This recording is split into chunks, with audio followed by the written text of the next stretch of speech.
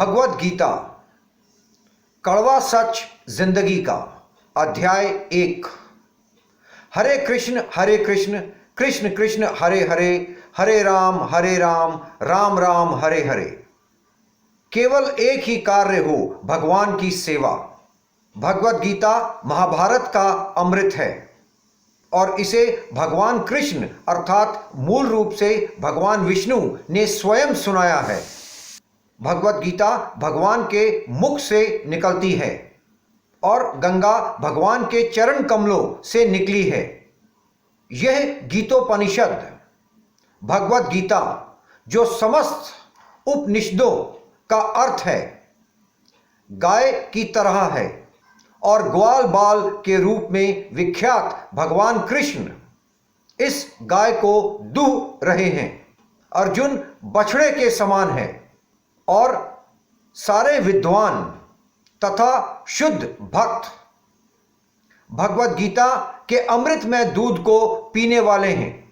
मनुष्य जल में स्नान करके रोज अपने को स्वच्छ कर सकता है, लेकिन यदि कोई भगवत गीता रूपी पवित्र गंगा जल में एक बार भी स्नान कर ले तो वह भौतिक जीवन की धूल से सदा सदा के लिए मुक्त हो सकता है।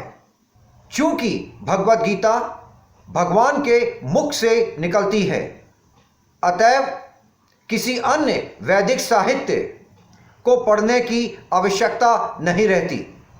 केवल भगवत गीता का ही ध्यानपूर्वक पठन करना चाहिए। जो गंगा जल पीता है वह मुक्ति प्राप्त करता है, अतएव उसके लिए क्या कहा जाए जो भगवत गीता का अमृत पीता हो। क्योंकि भगवत गीता महाभारत का अमृत है और इसे भगवान कृष्ण अर्थात मूल रूप से भगवान विष्णु ने स्वयं सुनाया है। यदि कोई भगवत गीता के उपदेशों का पालन करे तो वह जीवन के दुखों तथा चिंताओं से मुक्त हो सकता है। वह इस जीवन में सारे भय से मुक्त हो जाएगा और उसका अगला जीवन आध्यात्मिक होगा। यदि कोई भगवत गीता को निष्ठा तथा गंभीरता के साथ समझता है तो भगवान की कृपा से उसके सारे पूर्व दुष्कर्मों के फलों का उस पर कोई प्रभाव नहीं पड़ता। भगवान भगवत गीता के अंतिम अंश में जोर देकर कहते हैं, मेरी शरण में आओ, मैं तुम्हें समस्त पापों से मुक्त कर दूंगा, तुम डरो मत। इस प्रकार अपनी शरण में आए भक्त का पूरा उत्तरदायित्व भगवान अपने ऊपर ले लेते हैं और उसके समस्त पापों को क्षमा कर देते हैं।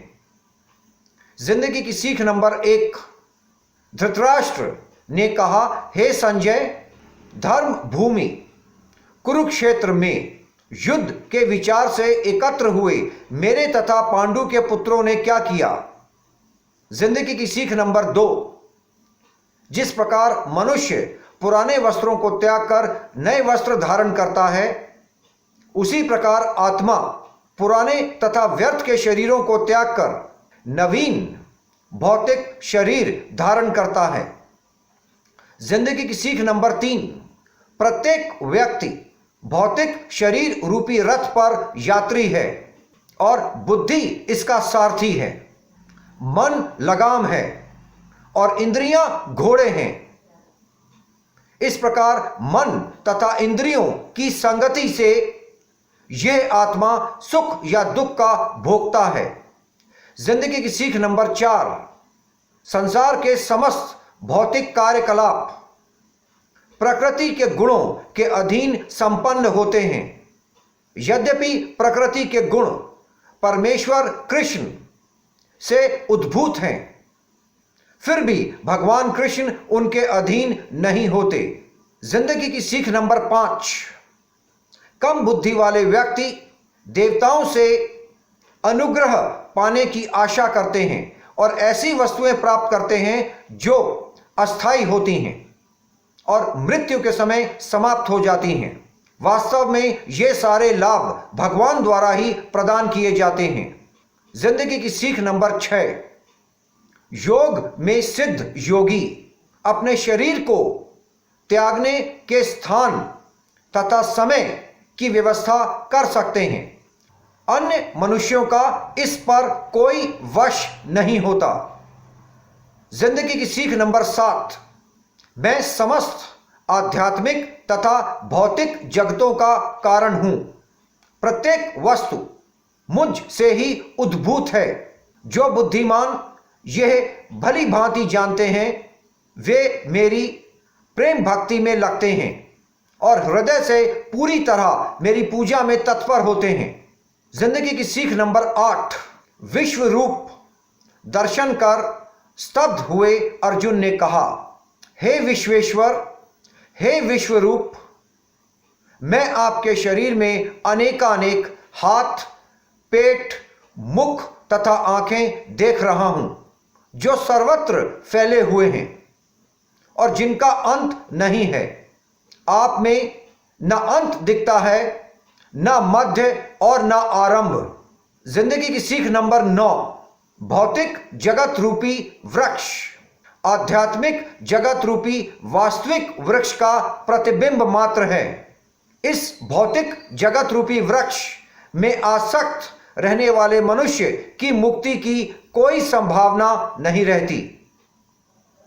जो मनुष्य आध्यात्मिक जगत रूपी वास्तविक वृक्ष को समझ लेता है वह आत्म उन्नति कर सकता है। जिंदगी की सीख नंबर 10, मृत्यु के समय जीव द्वारा विकसित की गई चेतना उसे दूसरे शरीर में ले जाती है। जिंदगी की सीख नंबर 11, यदि जीव ने अपनी चेतना पशु जैसी बना रखी है तो उसे पशु का शरीर प्राप्त होना निश्चित है। जिंदगी की सीख नंबर 12, इसे भगवान कृष्ण अर्थात मूल रूप से भगवान विष्णु ने स्वयं सुनाया है। मैं प्रत्येक जीव के हृदय में आसीन हूं और मुझ से ही स्मृति, ज्ञान तथा विस्मृति होती है। मैं ही वेदों के द्वारा जानने योग्य हूं। निसंदेह मैं वेदांत का संकलन करता तथा समस्त वेदों का जानने वाला हूं। जिंदगी की सीख नंबर 13, इसे भगवान कृष्ण अर्थात मूल रूप से भगवान विष्णु ने स्वयं सुनाया है। सदैव मेरा चिंतन करो, मेरे भक्त बनो, मेरी पूजा करो और मुझे नमस्कार करो। इस प्रकार निश्चित रूप से तुम मेरे पास आओगे। मैं तुम्हें वचन देता हूं क्योंकि तुम मेरे परम प्रिय मित्र हो। हरे कृष्ण कृष्ण कृष्ण हरे हरे, हरे राम राम राम हरे हरे।